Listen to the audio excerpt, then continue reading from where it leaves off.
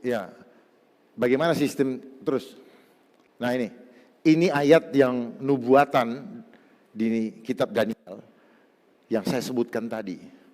Dan seperti Daniel 2:43, dan seperti engkau lihat, besi bercampur dengan tanah liat. Tanah liat apa kita?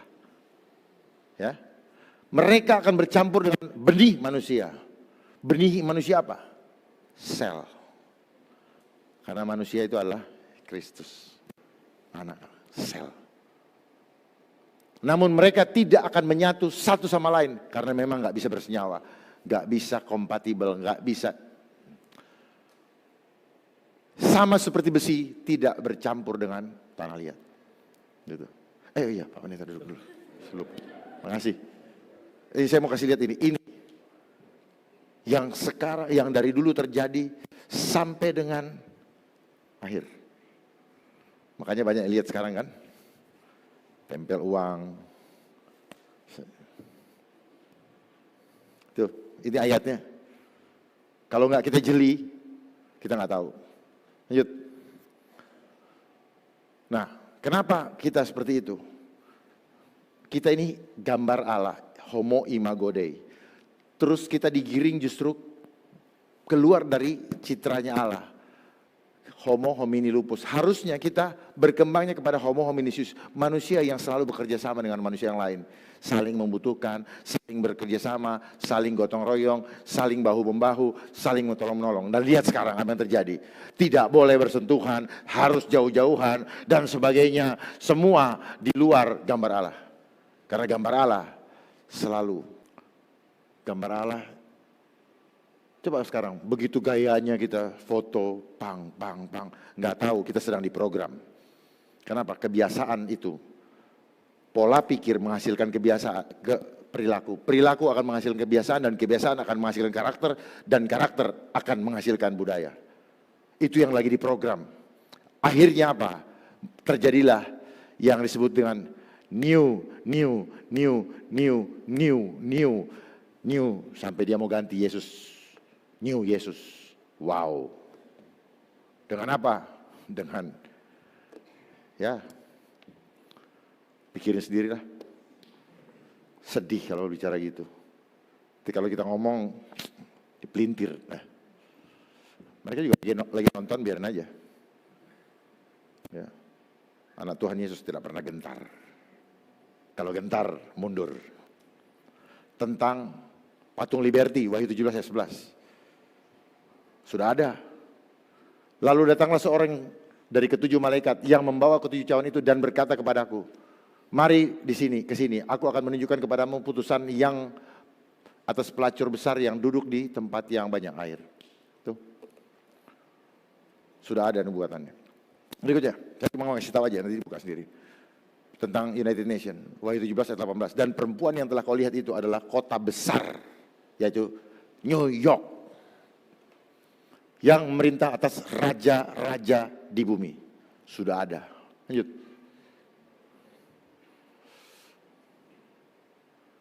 Terus bahasa yang kita pakai. Kenapa bahasa Inggris menjadi sistem bahasa pemersatu dunia? Ternyata tidak sekonyong-konyong. Dan ternyata itu bukan dari Inggris murni. Karena bahasa di England dulu adalah bahasa Celtic. Wales, Scotland, Irlandia. Tetapi itu adalah intervensi, invasi dari suku Jermani. Anglo-Saxon. Itu. Jadi England, English itu adalah bahasa yang dibawa oleh orang Jerman yang menetap di Inggris. Kalau tahu kayak begini, wow. Dan bahasa itu dipakai menjadi bahasa internasional. Sampai sekarang. Tujuannya apa? Sama seperti ketika lagi membangun Menara Babel, supaya tidak salah. Kalau minta pasir dikasih batu. Jadi mereka pintar, sudah menyiapkan by design. Supaya apa? Begitu dia ngomong, duit, udah tahu tuh. Duit bukan uang. Kan itu. Duit lakukan, sudah tahu. Makanya kenapa tadi eh, apa namanya, telinga, itu ear, itu mereka ada filosofinya semua. Termasuk kenapa history, bahasa Inggris juga, his itu Tuhan Yesus. Story, semua sejarah itu bicara Tuhan Yesus. His story. Kenapa dibilang yes, ya, amin, itu Yesus. Yes, dia pakai yes, ya. Jadi kalau kita tahu filosofi itu, maka kita tahu bahwa kita bilang yes, itu sebenarnya kita sedang mengatakan amin. Karena ketika kita berkata amin, kuasa supranatural di surga sedang bekerja menyelesaikan apa yang kita amini. Dengan cara mengimani, lalu kita kunci dengan di dalam nama Tuhan Yesus Kristus, amin. Harus, karena hanya nama itu di bawah kolong langit ini yang berkuasa. Berikutnya. Nah ini, ya. Itu dia punya ini semua. Mereka membuat suatu lembaga di bawahnya untuk apa? Mengatur regulasi dunia. Di setiap bidang, distandarkan. Entah itu gereja, entah itu apa, semua distandarkan menurut konsepnya mereka. Dan akhirnya sekarang menuju ke satu sistem. Gitu. Apa aja distandarin. Gak ada yang gak distandarin. Termasuk suara ini. Ini pasti 440 Hz. Distandarkan semua. Dan kita karena kepo, karena ingin dibilang masuk ke dalam hubungan internasional, itu nggak mau dibilang zaman batu, ngerasa karena orang modern lebih hebat. Enggak, ternyata kita nggak lebih hebat dari orang itu. Di mata Tuhan kita tidak, kita lebih bodoh dari orang-orang yang dulu. Makanya mereka panjang umur. Hanya karena mau modern, mau hidup nyaman. Tetapi sekarang apa? Justru kita diperbudak oleh buatan manusia sendiri. Makan Tuhan. Itu handphone Bapak itu memperbudak Bapak Ibu. Bayangkan Bapak Ibu beli dengan uang sendiri. Tetapi udah itu kita dikendalikan. Kita yang dikontrol, kita yang diadu-adu, kita yang dibilang hoax, kita yang dibully, kita yang diapain. Hidup kita habis semua. Mata kita rusak. Beli kacamata, jadi duit buat dia. Pipi kita rusak gara-gara suka taruh di pinggir. Jadilah banyak kedokteran yang tarik-tarik. Gigi kita rusak. Gara-gara apa? Kita gosok gigi pakai busa. Jadilah duit. Dan seterusnya muter. Kita makan beras, berasnya pakai urea. Tanahnya hancur. Jadi semua sendi kehidupan. Karena distandarkan. Tujuannya apa? Untuk menciptakan masalah kepada kita. Dan akhirnya kita dibikin, kita tidak sanggup, tidak bisa menjadi orang-orang kuat. Kita menjadi orang yang lemah. Karena apa? Ketika organ kita lemah, yang terdiri dari sel-sel tadi, maka kekuatan kita hilang. Ingat Simpson? Simpson. Dia lemah karena apa? Kalau dia tidak diinikan, dia nggak lemah. Nah, kita dilemahkan. Gara-gara rayuan si Delila. Kita juga dilemahkan oleh rayuan media-media itu. Wah, ayamnya ada asap. Wah, nikmatnya. Terus yang ikannya dan sebagainya. Everything. Wah, coba lihat orang. Jadi di setiap itu ternyata ada spiritnya. Spirit itu ada rohnya. Jadi begitu kita melihat dari mata turun ke hati. Orang yang naik Mercy pasti berbeda dengan orang yang naik Avanza. Betul? Begitu dia naik Mercy, lambangnya 3, langsung dia begini. Kalau naik Avanza, itu roh yang membuat kita ini semua roh. Jadi benda mati, benda hidup, itu ada rohnya. Jadi jangan ditipu oleh apapun juga udah. Kalau ada orang yang bilang, udah lah gak usah banyak ngomong teori. Kita sekarang bukan orang teori, kita praktekin. Kita terlalu sibuk dengan teori, kita gak pernah. Padahal teori datangnya dari praktek dulu. Bukan teori dulu baru praktek. Makanya orang bilang apa? Kalau ada umurku panjang, bolehlah kita menumpang mandi. Kalau ada bla bla bla, itu sudah ada praktek dari nenek moyang kita. Di mana bumi dipijak, di situ langit dijunjung. Belum dibikin buku, mereka baru bisa bikin peribahasa. Sekarang mentang-mentang sudah punya buku, dikasih gelar, setiap apa-apa nanya, mana pembuktiannya, mana datanya. Urusan Tuhan dia mau ukur dengan otak dia yang masih cecereme. Dia makan hidup aja masih cari beras. Seringkali manusia yang tidak ada apa-apanya begitu ininya. Segala sesudah, dan kenapa saya harus bilang di setiap benda itu ada roh spiritnya. Karena ada yang bilang, mana spiritnya? Di benda itu ada spiritnya. Spirit itu apa? Motivasi yang ada di dalam diri kita, motivasi daripada orang yang membuat semuanya itu spiritnya akan nular. Gitu. Kalau saya memberikan sesuatu kepada Bapak, tetapi motivasi saya jahat, maka Bapak tidak akan diberkati. Itu spirit. Jadi jangan pernah memberi dengan bersungut-sungut. Berikanlah daripadamu apa yang terbaik, itu akan memberkati dan berkat itu akan kembali kepadamu. Amin. Nah, apa yang Bapak terima selama ini, kalau tidak tulus, maka Bapak tidak akan diberkati. Bahkan Bapak akan binasa. Bapak Ibu akan binasa. Segala sesuatu yang kita terima, yang motivasi bukan dari Tuhan, itu akan membuat kita binasa. Siapapun, kalau motivasinya tidak bagus, dia binasa. Lanjut. Nah, ini sistemnya. Buku saya mana?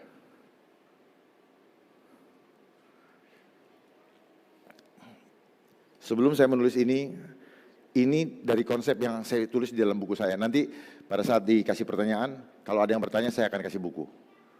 Nah, ini buku saya yang saya tulis tahun 2018 dan saya terbitkan dari 2019. Puji Tuhan dapat bestseller. Karena apa? Selama pandemi nggak ada yang baca Alkitab. Nggak ada baca-baca yang lain. Enggak, justru banyak baca Alkitab. Di luar Alkitab rupanya buku ini yang mereka suka cari. Ya, nanti akan saya bagikan bagi yang bertanya. Berikut. Nah, ini sistemnya mereka. Dia ingin membangun New World Order. Kerajaan iblis di bumi. Seperti di kerajaan iblis. Di neraka. Tetapi Tuhan maunya apa? Kita membangun kingdom of God on earth. Untuk apa? Untuk mengekspresikan programnya Tuhan adalah mengekspresikan kemuliaan Tuhan. Programnya mereka ada 3. Money, power, control, population. Money itu supaya kita cintakan uang. Karena memang cintakan uang, mamon adalah kompetitornya Tuhan. Mamon, apa yang bertahta di dalam hati kita, itu akan mempengaruhi sistem kehidupan kita. Kalau uang yang bertahta di dalam hidup kita, hati kita, maka kita akan mempengaruhi hubungan kita dengan Tuhan. Pasti. Itu pasti. Karena kita tidak bisa menghamba kepada dua Tuhan. Berikutnya strateginya, terstruktur. Yang tadi, organisasi tadi. Sistematis. Sistematis itu gini. Seolah-olah kayaknya beneran alami. Gitu. Untuk apa? Untuk merasionalisasi hal yang tidak real secara visual menjadi realita. Seperti yang kita lihat sekarang. Gara-gara visual kita jadi pikir, wah di sono ada begini. Kawan saya juga tadi siang nanya saya, oh tapi bagaimana di sana? Ada begini-begini, Bapak lihat dari mana? Di TV, matiin TV-nya, udah gak ada tuh. TV. Karena apa? Selama ini dia membangun legitimasi kepercayaan seolah-olah dia yang bisa dipercaya. Saya katakan, bad news is a good news. Mereka menjual berita-berita buruk. Dulu perceraian orang tabu diekspos. Sekarang perceraian orang senang ekspos. Saling gugat buat mereka jadi duit. Nanti masuk di prime time. Infotainment dan sebagainya. Tapi apa yang terjadi? Mereka sedang menghancurkan karakter-karakter Allah dalam hidup kita. Tidak ada lagi hormat, tidak ada lagi sopan santun. Filipi 4 ayat 8. Dengarkanlah. Yang kudus, yang mulia, yang berkenan, yang sedap didengar, nggak ada. Semua di sini apa? Hoax, bully, ujaran kebencian, like, sombongan, apalagi, dan sebagainya. Hal-hal yang buruk. Pornografi. Saya kasih tahu, gadget itu merusak 5 bagian otak. Lebih berbahaya daripada narkoba. Anak-anak bisa jalannya begini-begini. Karena apa? Otak tengahnya, otak kecilnya rusak, cerebellum, keseimbangannya rusak. Terus kenapa orang jadi edik, jadi kecanduan? Karena apa? Gelombang yang nggak kelihatan mata ini memiliki roh. Dia merusak, dia mengeluarkan hormon dopamin dari dalam otak kita, tetapi tidak natural. Dipaksa, dipicu oleh gelombang tadi. Keluarlah itu. Nah, begitu jauh, terus kemudian kita gelisah. Kenapa banyak orang meninggal di rumah sakit begitu handphonenya diambil? Karena handphone sudah menjadi belahan jiwa dia. Sedang lagi sehat aja ketinggalan handphone, gelisahnya minta ampun. Apalagi kalau di situ ada selingkuhannya. Atau ada transfer masuk. Nah, pasti nggak mau. Kalau dulu istri aja ketinggalan nggak pernah disuruh naik Grab. Kalau handphone dijemput. Benar nggak? Mati handphone, stres. Saya juga bingung. Kenapa? Karena sudah nggak ngapalin nomor, ada di situ semua. Ya itu hebatnya kan, terjebak kita. Berikutnya. Dan masif. Masif itu apa? Dia bikin semuanya. Supaya apa? Kalau kita bertanya, sama-sama udah goblok. Ini namanya apa? Orang buta menuntun orang buta. Tapi ngerasa nggak buta karena di dunia modern. Oh, nanya sama orang yang nggak iso. Terus berkelompok. Serang-serangan cuma di media sosial. Tahu nggak? Orang-orang yang bermain di media sosial. Orang-orang yang pengecut.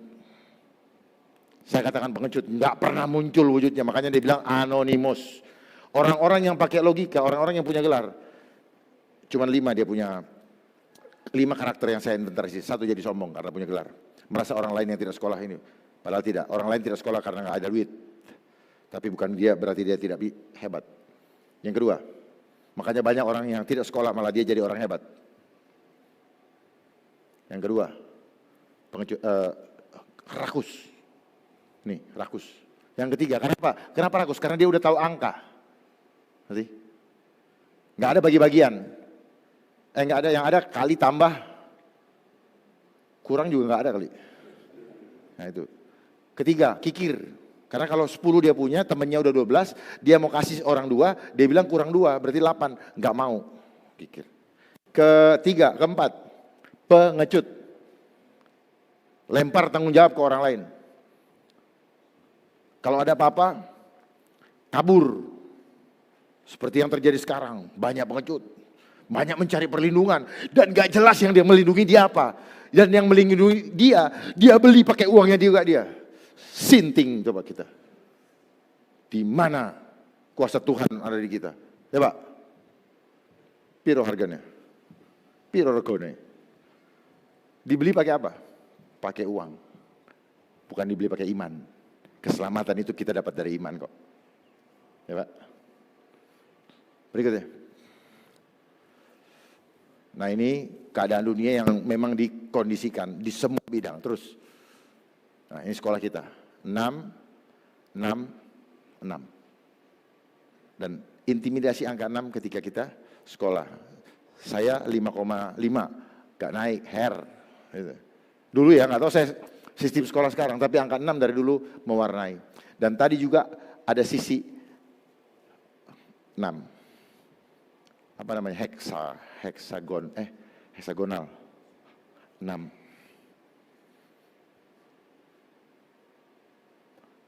Uang, dari kecil kita diajarin untuk cinta uang. Dibelikan celengan sama orang tua. Disuruh panas, hemat tanggal kaya. Padahal Tuhan memberkati kita ketika kita tidur bertolak belakang sekali. Makin siapa banyak menabur dia banyak menuai. Tetapi sekarang banyak orang maunya menuai, nggak mau menabur.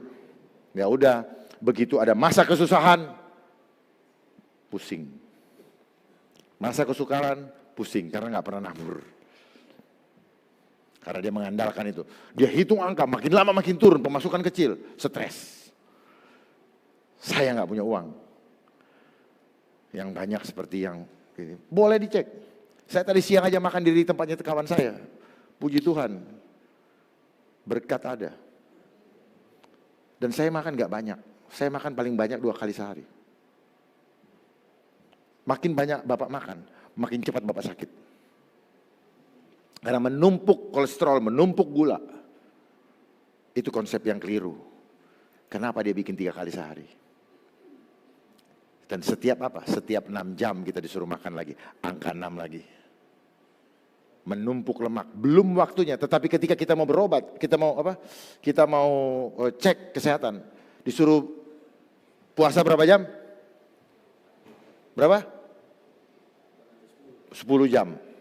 Jadi itu jam terbaik Anda makan lagi setelah 10 jam. Itu. Semua sudah netral. Sudah di detox. Lewat pembuangan-pembuangan kita dan sebagainya. Tetapi kalau kita makan terus, muka cepat berkerut. Apalagi sekarang. Gak usah berkerut, sudah berkerut. Banyak jerawatan. Iya. Karena apa? Asam yang tinggi di dalam, kadar asam yang tinggi di dalam tubuh kita. Dan permainannya hanya apa? Bagaimana ketika asam tinggi, kasih basah yang kuat. Dan dia normal. Tubuh kita cuma begitu kok. Artinya apa? Kita butuh banyak air mineral.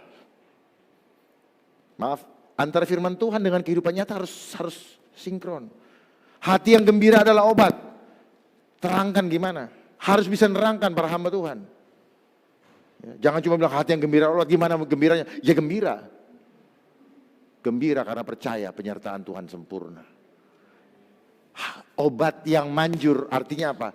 Ada reaksi kimia di dalam tubuh kita, ada reaksi supranatural dalam tubuh kita yang membuat kita kuat. Apa? Hormon-hormon yang membuat sehat muncul pada saat kita gembira. Makanya jangan pernah lepas senyum. Karena senyum mau dipaksakan mau enggak, tetap dia menghasilkan hormon yang bahagia. Hormon yang sehat. Apa? Hormon paling mendasar, hormon endorfin. Jadi harus ada hubungannya antara firman Tuhan dengan ini. Karena apa? Tubuh kita hidup dari roh. Jadi tubuh ini dihidupkan oleh roh. Gitu. Jadi bukan makanan, enggak, hidup sendiri. Tubuh, jiwa dan roh. Memahami kehidupan kita harus memahami tubuh, jiwa dan roh. Banyak orang hanya belajar tubuh aja, enggak memahami roh. Sehingga dia berpikir kalau sakit itu hanya berasal daripada apa yang tiba-tiba muncul di badan-badan. Bohong itu. Akhirnya dikasih racun lagi. Enggak. Semua berakar dari dalam. Jagalah ini dengan segala waspadaan. Termasuk jaga lidah. Perkatakan firman Tuhan. Hidup dan mati dikuasai oleh lidah. Barang siapa suka menggemakannya. Makanya jangan gemakan-gemakan yang suka ditaruh di televisi itu.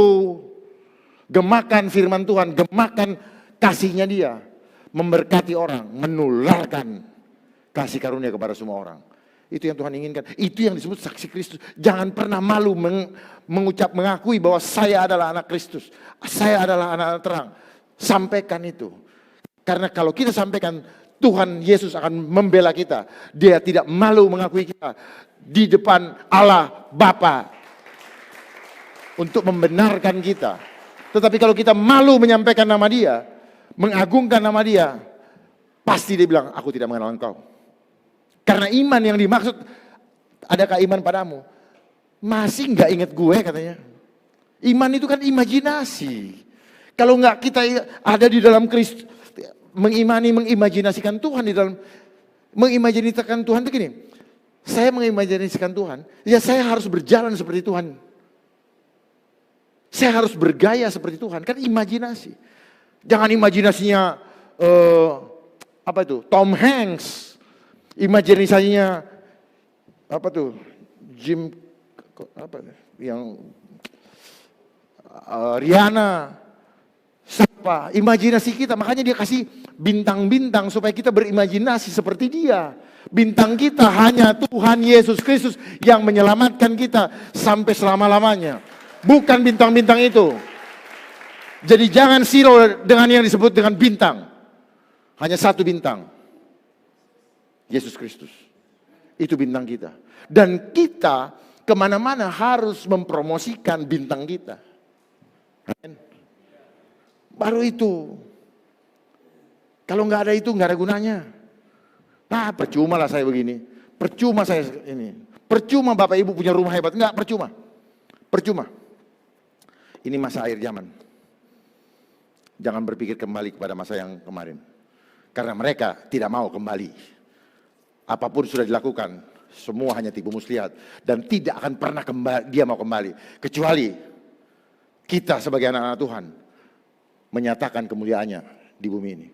Dengan muka, mencerminkan kemuliaan dengan muka yang tidak berselubung. Berselubung apa? Tidak ada ketakutan lagi maksudnya. Tidak hidup dalam kemunafikan. Tidak hidup di dalam selubung-selubung yang selama ini membuat kita tidak mengerti firman Tuhan. Berikutnya. Nah, yang kita kejar tadi di uang, itu bukan uangnya, apa? Angkanya. Saya kasih 1 truk uang kepada Bapak. Bapak mau terima nggak kalau nggak ada angkanya? Pasti dia apa? Misu-misu. Misu-misu betul ya? Ngomel-ngomel. Ini ngina saya. Gitu. Tapi kalau ada angkanya, monggo. Ya kan? Duduk binara dan sebagainya. Semua cair gara-gara angka. Betul gak? Komunikasi angka. Gitu. Kalau saya nggak komunikasi angka, komunikasi gambar. Saya komunikasinya dengan gambar. Karena apa? Kuncinya apa? Gambar. Gambar itu imajinasi. Gambar Allah. Karena apa? Orang yang berkomunikasi dengan imajinasi, dia membuat yang tidak ada menjadi ada. Seperti Tuhan Allah pertama kali. Dia melihat gelap, maka dikatakan, jadilah terang. Maka terang itu jadi. Perkataan. Kalau kita lihat-lihat yang baik, kita akan memperkatakan yang baik. Perkatakan. Jangan main-main dengan hidup. Lidah. Jangan bilang, oh dia kena ini, kena ini, kena ini. Oh enggak. Dia sudah hidup. Dia bangkit. Dia sudah selamat. Gitu dong. Dan jangan pernah tinggalkan saudara kita, sahabat kita sendiri dalam kesusahan. Jangan pernah. Karena penting itu. Pegangan tangan. Itu membuat kekuatan. Itu mentransfer kekuatan. Ketika kita bilang, Tuhan tolong teman saya, kekuatan itu akan transfer ke dia. Dia tidak sedang bisa berpikir, ketika kita berbicara begitu, dia transfer. Lanjut. Ini gambaran kita. Nah ini gambaran kita, gara-gara dunia. Dan akhirnya sekarang kita hanya bisa melihat ini. Balik lagi ke tadi. Nah ini, balik lagi. Nah ini gambaran dengan kenikmatan dunia. Dan sekarang kita sudah ada di situ. Saat ini kita sudah ada di situ. Seperti kita tidak bisa lepas lagi. Hanya Tuhan Yesus. Makanya kita butuh juru selamat. Das, dia masuk. Pek. Akhirnya sekarang apa? Kita hidup hanya dari media, dari gadget yang diberikan. Betul? Sadari ini. Selama ini kita tidak sadari bahwa gambar ini yang menguasai hidup kita. Bukan firman Tuhan. Berikutnya. Aduh. Cuci otak. Terus. Waktu kita habis untuk, kalau kita berdiri di luar sistem, kita akan disoroti. Tas, terus. Ini cara, ini rusak. Terus, dan di akhir zaman ini, terus. Nah. Ini Tuhan tolong mengulurkan tangan. Pakai tangan. Tangan ini jangan begini maksud saya. Ini tujuannya. Memegang kau dengan tangan kanannya. Terus, ya stop. Lihat gambar sebelah kanan, sebelah sana. Itu tangan orang yang sedang sakit. Dia ketika memegang ada orang di sampingnya. Dia mendapat kekuatan. Pentingnya berpegangan tangan. Tetapi apa yang terjadi sekarang?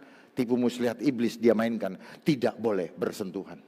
Maaf, saya harus berani sampaikan karena apa? Ini firman Tuhan. Ketika istri bapak sedang kesakitan, dia pegang bapak. Pak, tolong, aku sakit. Remasan tangan ini bisa dirasakan dan kasihnya. Dia minta tolong sama Tuhan. Dia akan mentransfer seperti mobil mogok lagi di jumper, seperti itu. Jadi hidup kita tuh kayak listrik sebenarnya. Transfer. Saya bisa praktekkan bagaimana di sana khawatir, di situ merasakan lemah. Tapi waktunya nggak ada. Ini ada listrik. Kenapa di dalam tangan yang sama ada counter yang berbeda? Jangan ditipu oleh dunia. Makanya saya harus beranikan sampaikan karena kalau enggak semua pikir benar begini. Benar.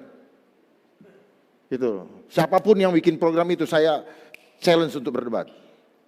Karena apa? Ini firman Tuhan. Disintakan. Tidak ada orang mendoakan dalam nama Yesus. Betul? Jangan dirubah gambar Allah. Kapan kita mau menerima, memberikan kepada orang begini? Gak akan genggamannya tidak. Ini tangan ini bisa kuat, kenapa? Karena pertemuan ibu jempol sama jari. Ini gak akan berkuat, gak ada apa-apanya kalau gak ada ini.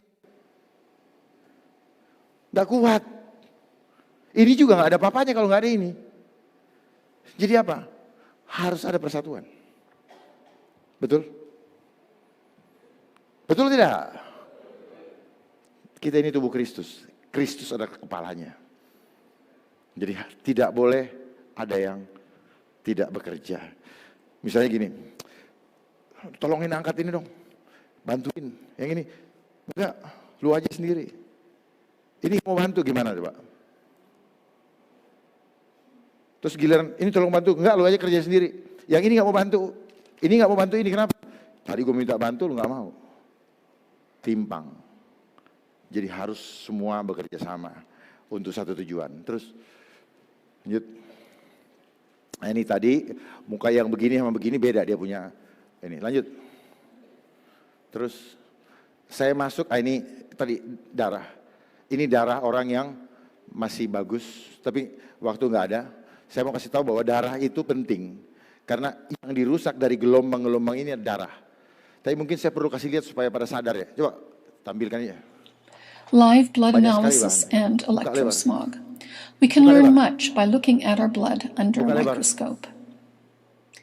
This short video shows a macrophage, which is like a vacuum cleaner, engulfing bacteria among red blood cells. I decided to find out what my blood looked like.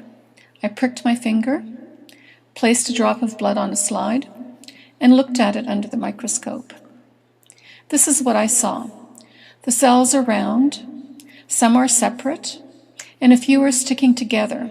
Overall, fairly healthy looking blood. This testing was done in a clean electromagnetic environment, and I did not eat or drink before or during testing. I then worked on a computer for 70 minutes and looked at my blood again.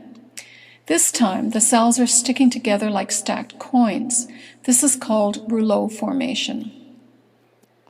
Later that day, I used a cordless phone for 10 minutes and looked at my blood again. And this is what I saw. Very unhealthy looking blood. There are virtually no single cells. Most of the cells are now in rouleau formation. A doctor told me this is what she sees with cancer patients. What I learned is that my blood goes into rouleau formation when I use a computer or a mobile phone. This type of clumping interferes with the release of oxygen and the removal of waste products like carbon dioxide. The capillaries are so narrow that red cells must squeeze through in single file, showing the importance of their elasticity. What are the consequences of rouleau formation? Poor circulation resulting in lower oxygen transport to cells and reduced waste removal. What are the symptoms someone may experience? Headaches and fatigue, difficulty concentrating, numbness, tingling, and cold extremities, and possibly heart and blood pressure problems, including risk of stroke. What is the significance of this? Live blood analysis may be a good diagnostic for electrohypersensitivity. Live blood analysis and electrosmog. We can learn much by looking at our blood under a microscope. This short video shows a macrophage, which is like a vacuum cleaner, engulfing bacteria among red blood cells. I decided to find out what my blood looked like. I pricked my finger, placed a drop of blood on a slide, and looked at it under the microscope. This is what I saw. The cells are round, some are separate.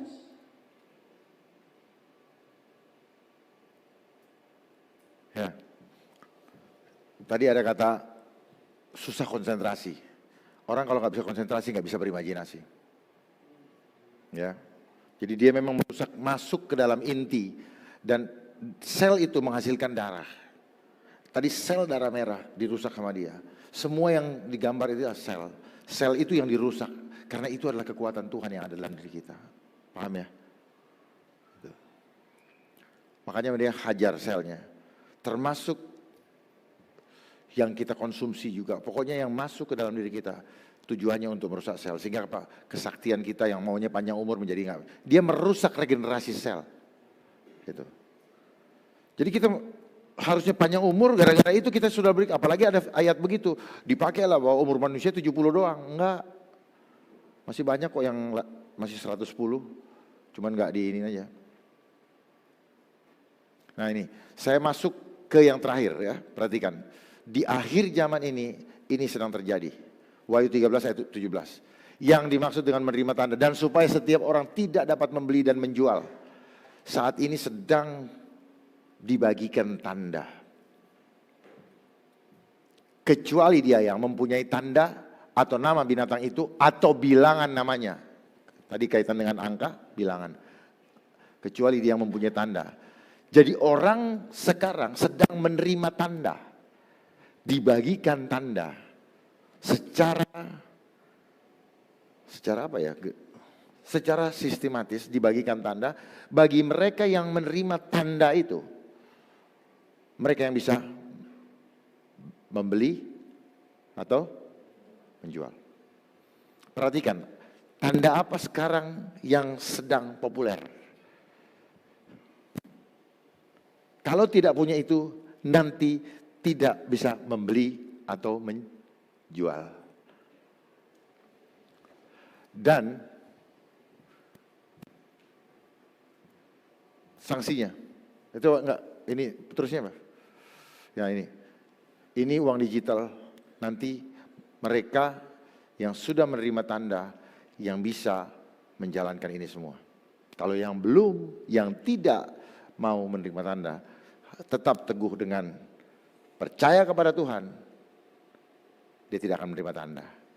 Dan yang menerima tanda nanti ada sanksinya. Lanjut. Ini sekilas saja biar cepat. Saya kenapa senang kasih bagiin, karena belum tentu besok saya ketemu lagi. Saya pergi lagi ke tempat yang lain. Nah ini, tanda itu nanti akan dikontrol oleh gelombang 5G yang kemarin tanggal 27 Mei sudah di try out kan. Di situ. Nah, ini gelombang loh, gak kelihatan kan? Gelombang inilah yang mengatur kita. Kita hidup karena frekuensi. Kita gampang dimanipulasi sama frekuensi. Gampang sekali. Ketakutan sudah bisa memanipulasi. Begitu kita takut, badan kita lemah. Begitu kita stres, pikiran kita, badan kita lemah. Tetapi begitu kita lihat Yesus, badan kita loncat.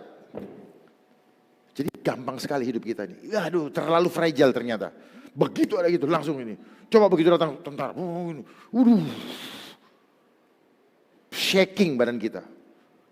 Kita tidak ada apa-apanya. Benar-benar kayak rumput. Terus. Nah. Oke. Itu tadi segi 6 sel. Perhatikan. Berkaitan sama 5G nanti. Buktikan omongan saya, time will tell. Dan ini sudah ada sejak lama. Kalau ini kan rekaan sendiri, makanya dia punya ini 8. Sama juga sih dengan buku saya. Gurita kan 8, tentacle 8 kaki. Sel, inti kehidupan. Itu teknologi. Jadi gambar Allah, sel ini gambar Allah. Dicengkram sama teknologi, dirusak. Supaya tidak sesuai. Di bahasanya apa? Krab.